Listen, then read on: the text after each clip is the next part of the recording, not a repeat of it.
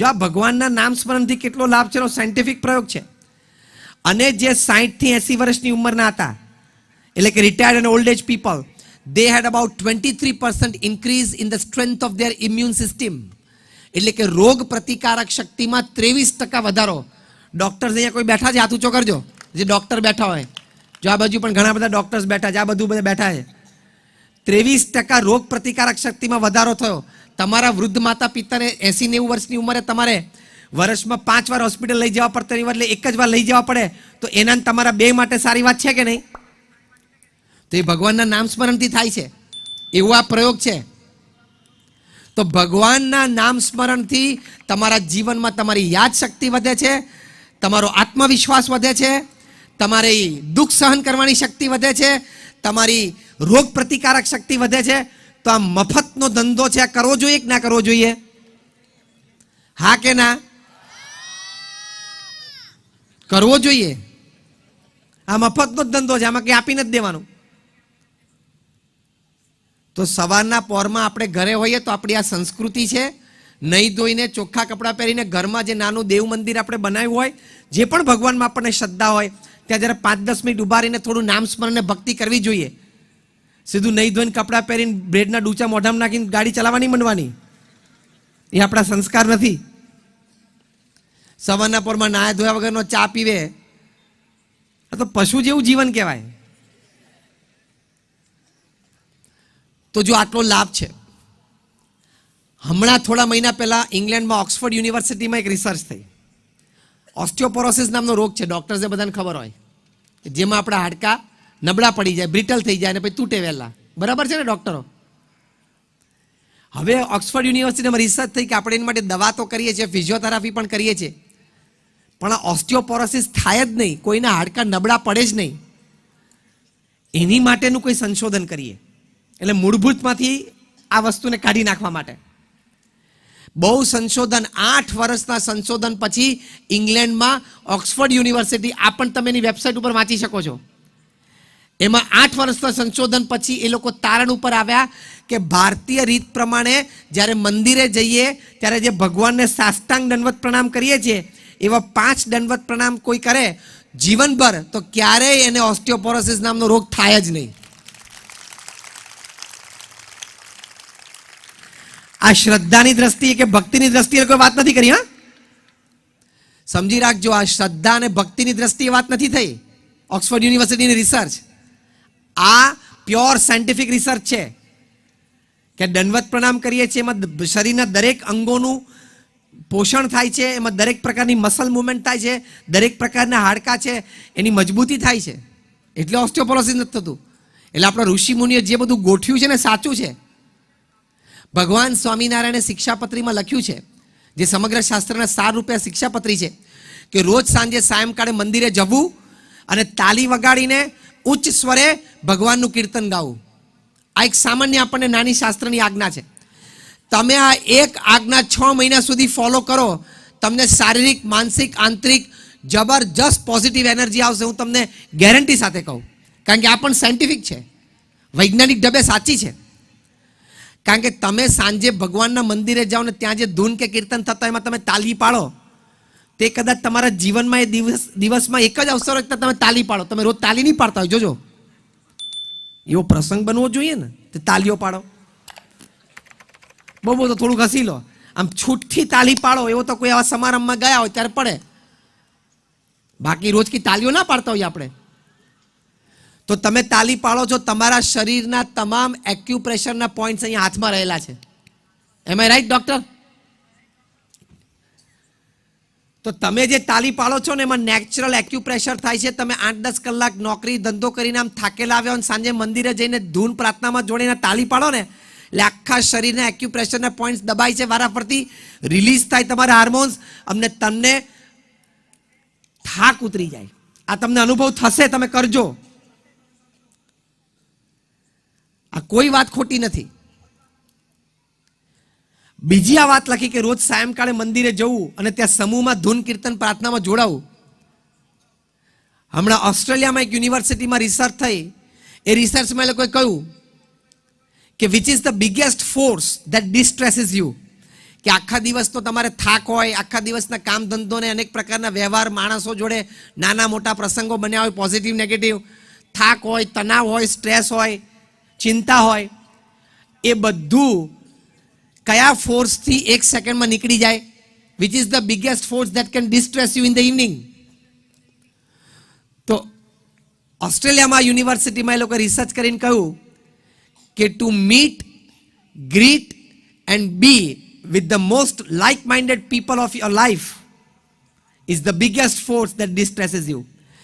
કે સરખી વિચારધારાવાળા વ્યક્તિઓ, હવે મંદિરમાં બધા સાંજે ભેગા થાય, બધા ભગવાનના ભગત જ હોય ને, સરખી વિચારવાળા કહેવાય ને, સરખી રહેણી કેણીવાળા કહેવાય, એક સરખી સારી આદતવાળા કહેવાય. તો સાથે તમે સરખી વિચારધારાવાળા, સરખી રહેણી કેણીવાળા વ્યક્તિઓને રોજ તમે મળતા રહો અને એ લોકો સાથે સમય વિતાવતા રહો, તો તમે કુદરતી સાંજ પડે ડિસ્ટ્રેસ થઈ જાઓ. તો જો મંદિરમાં જવાનો લાભ છે કે નહીં? આ બધું સાયન્ટિફિક છે. જેમ તમારી પ્રોડક્ટ હોય, ISO હોય ને, ISO 9001 અને 9002 એ સ્ટાન્ડર્ડ કહેવાય, કારણ કે ISO એટલે ઇન્ટરનેશનલ સ્ટાન્ડર્ડ ઓર્ગેનાઇઝેશન. એમ અમે જે આ વાત કરીએ છીએ ને, અમારી પ્રોડક્ટ પણ ISO જ છે, ઇન્ટરનેશનલ સ્પિરિચ્યુઅલ ઓર્ગેનાઇઝેશન. અમારી પ્રોડક્ટ પણ પાછી ના પડે. છેલ્લી એક વાત કહીને આપણે પૂરું કરીએ. પ્રમુખ સ્વામી મહારાજે એક બહુ જ સરસ વાત તમામ પરિવાર સુખી થાય એની માટે કરી છે, સમાજ સુખી થાય એની માટે કરી છે, દેશ અને પૂરું જગત બધા સુખી થાય એની માટે એક અક્ષીર ઉપાય પ્રમુખ સ્વામી મહારાજે આપ્યો છે, અને એ છે ઘર સભા. પ્રમુખ સ્વામી મહારાજ કહેતા એમના વિશાળ અનુભવ પરથી, આ પ્રયોગ તમે આજે અહીંયા સત્સંગ સભામાં આવ્યા છો, અમે તમને નિસ્વાર્થ ભાવે આ વાત કરીએ છીએ, અમને તમારી પાસેથી કોઈ સ્વાર્થ નથી, પણ તમે અઠવાડિયે 2 વખત તમામ પરિવારજનો, તમારા પતિ પત્ની હોય, મા બાપ હોય, સંતાનો હોય, ભાઈ બહેન કોઈ સાથે રહેતા હોય, જે કંઈ તમે 3, 5, 7 જણા ભેગા રહેતા હો, બધાએ સાથે બેસવાનું for a pure spiritual session. એમાં પછી ટીવીની વાત કે બીજી કોઈ વ્યવહારની વાત નહીં, તમારે 25 મિનિટ માટે સાથે બેસવાનું. એમાં પહેલી 5 મિનિટ જે પણ ભગવાનમાં તમે માનતા એનું નામ સ્મરણ કરવાનું, એનો લાભ તો હમણાં આપણે જોઈ લીધો.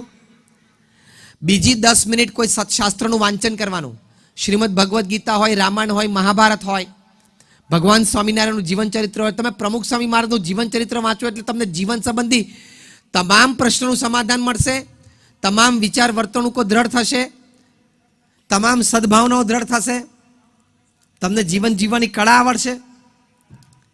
એવું કંઈક 10 મિનિટનું વાંચન કરીને પછી 5 મિનિટ બધા એકબીજાને પૂછવું, તું શું સમજ્યો, તે શું વાત ગમી તને, એમ 5 મિનિટ આપણે કરવી. છેલ્લી 5 મિનિટ દિવસમાં જેને જે કંઈક પ્રસંગ સારો જાણવા જોવા લાયક બન્યો હોય તે કહેવો, અને પછી ભગવાનની આરતી કરીને છૂટા પડવું. આને પ્રમુખ સ્વામી મહારાજ ઘર સભા કહેતા. BAPS સ્વામિનારાયણ સંસ્થામાં લાખો પરિવારો ઘર સભા કરે છે. આ પરિવારોને કેવા લાભ થયા છે એ અમે અમારા અહીંયા મંદિરમાં, જે અહીંયા નિર્મલશ્રી વાડીની બાજુમાં જે BAPS મંદિર છે, ત્યાં બુક સ્ટોલમાં ઘર સભા નામનું પુસ્તક છે, કેવી રીતે આ ઘર સભા કરવી એ પણ છે. અને આ ઘર સભાથી જે લાભ લોકોને થયા છે, સાસુ વહુના પ્રશ્નો હોય એનું સમાધાન થયું છે, એવા હજારો પ્રસંગો, બાપ દીકરા વચ્ચે ધંધાકીય કંઈ મતભેદ હોય ને ઓગળી ગયો એવા હજારો પ્રસંગો, પરિવારજનોને અંદર અંદર ઘર્ષણ હોય ને બોલચાલનો પણ વ્યવહાર ના રહ્યો હોય અને એ પણ મટી ગયા હોય એવા હજારો પ્રસંગો બન્યા છે. ઘર સભામાં લાભ છે. આ કળિયુગમાં આ અમૃત છે. તો આ ઘર સભા, આજની આ સત્સંગ સભામાં તમે આવ્યા તો તમને આ એક ભેટ આપીએ છીએ. આ સરસ એક સ્પિરિચ્યુઅલ આઇટમ તમને આપીએ છીએ પ્રસાદ રૂપે. પ્રસાદ તો બધાને મળવાનો જ છે. તમે આ પ્રયોગ કરો. તમને કોઈક સાચી અને સારી વાત કરે તો આપણને પ્રયોગ કરવામાં ક્યાં વાંધો છે? અને આ પ્રયોગમાં તમારે રૂપિયો આપી દેવાનો નથી. તમે ટ્રાય તો કરો. અમે આટલું ગળું ફાડી ફાડીને રાત્રે 11 વાગ્યા સુધી બોલીએ છીએ તો અમને કોઈ સ્વાર્થ નથી, તમારા સારા માટે કહીએ છીએ. તમે આ ઘર સભાનો પ્રયોગ કરો, 6 મહિનામાં તમને ખૂબ આનંદ, ખૂબ સુખ, ખૂબ શાંતિ, ખૂબ સંબંધોનો આનંદ, એકબીજા પ્રત્યે અહમ-મમત્વના પ્રશ્નો બધું પૂરું થઈ જશે. પ્રમુખ સ્વામી મહારાજે ઘર સભાનો પ્રોજેક્ટ આપ્યો અને પ્રમુખ સ્વામી મહારાજ કહેતા હતા કે ઘર સભાથી વિશ્વ શાંતિ થશે. પછી મને મનમાં એમ થયું કે પ્રમુખ સ્વામી મહારાજે બોલ્યા છે વાત તો સાચી છે, પણ આ સંબંધી કોઈ સંશોધન પૃથ્વી પર થયા છે? ત્યારે બે યુવકોને મેં નેટ ઉપર બરોબર બેસાડ્યા. મેં કહ્યું તમે આ સંબંધી કંઈક સંશોધન શોધો. તો યુનિવર્સિટી ઓફ કોલંબિયામાં આ એક રિસર્ચ થયેલી છે. એ લોકોએ 8 વર્ષ સુધી સંશોધન કર્યું અને ઓલ ઓવર વર્લ્ડ એમને ઘણા બધા દેશોમાં ઘણા બધા પરિવારોમાં સર્વે કર્યો. અને સર્વેનું મુખ્ય કારણ શું હતું? Those families with faith and doing some religious rites and rituals, જે પરિવારોમાં ભગવાન પ્રત્યેની શ્રદ્ધા છે ને કંઈક ધાર્મિક વિધિ વિધાન રોજ કરતા હોય, અને જે પરિવારોમાં ભગવાન પ્રત્યેની શ્રદ્ધા નથી ને કોઈ ધાર્મિક વિધિ વિધાન થતા નથી, એ બે પ્રકારના પરિવારોમાં શું તફાવત છે? એટલે કે શ્રદ્ધાળુ પરિવારને નહીં શ્રદ્ધા ધરાવનાર એટલે કે નાસ્તિક પરિવાર ઉપર શું લાભ છે? તો એ લોકોએ સર્વે કરીને એ લોકોની યુનિવર્સિટી ઓફ કોલંબિયાની પણ વેબસાઇટ ઉપર તમે વાંચજો. એ લોકોએ કહ્યું કે જે પરિવારમાં ભગવાન પ્રત્યે શ્રદ્ધા છે અને દરેક પરિવારજન સાથે બેસીને કંઈક ધાર્મિક વિધિ વિધાન કરે છે, એ પરિવારમાં લેવલ ઓફ ટોલરન્સ અને લેવલ ઓફ એક્સેપ્ટન્સ એટલે કે સ્વીકારની વૃત્તિ અને સહનની વૃત્તિ પરસ્પર વધારે સારી જોવા મળે છે. તો આ પૃથ્વી પર સ્વર્ગ નથી? તમારા પરિવારજનોમાં એકબીજાને સહન કરવાની વૃત્તિ અને એકબીજાને સ્વીકારવાની વૃત્તિ વધે તો ઇટ્સ હેવન ઓન અર્થ. બીજું લખ્યું કે the overall academic results of the children of the believer family were found to be much better than the children of the non-believer family. કે જે શ્રદ્ધાળુ પરિવાર હતા, એનું ગુજરાતીની વાત કરું છું, કે જે શ્રદ્ધાળુ પરિવાર હતા અને ધાર્મિક વિધિ વિધાન રોજ ઘરમાં થતા, એ લોકોના સંતાનોનું એકેડેમિક એટલે શૈક્ષણિક પરિણામ નાસ્તિકના પરિવારના સંતાનો કરતાં વધારે સારું જોવા મળ્યું. તો આ પણ લાભ છે કે નહીં પરિવારમાં? ત્રીજી વાત લખી છે કે the overall health of all the family members of the believer family was found to be much better than the overall health of the family members of the non-believer family. એટલે કે જે શ્રદ્ધાળુ પરિવાર હતા એના પરિવારજનોની તબિયત, એ લોકોની હેલ્થ, સ્વાસ્થ્ય એ ન માનનારા પરિવારના સભ્યો કરતાં વધારે સારી જોવા મળી. આવા 10 લાભ લખેલા છે. તમે કંઈક ધાર્મિક વિધિ વિધાનના ઘર સભા ઘરમાં કરો તો તમારા ઘરમાં સ્વીકાર અને સહન શક્તિ બે જો વધતા હોય, તમારા બાળકોનું શૈક્ષણિક પરિણામ વધતું હોય, તમારા બધાનું સ્વાસ્થ્ય વધારે સારું રહેતું હોય, તો આ કરવું જોઈએ કે ના કરવું જોઈએ? હા કે ના? હા કે ના? એટલે આવી રીતે આ સાચી અને સારી વાત છે.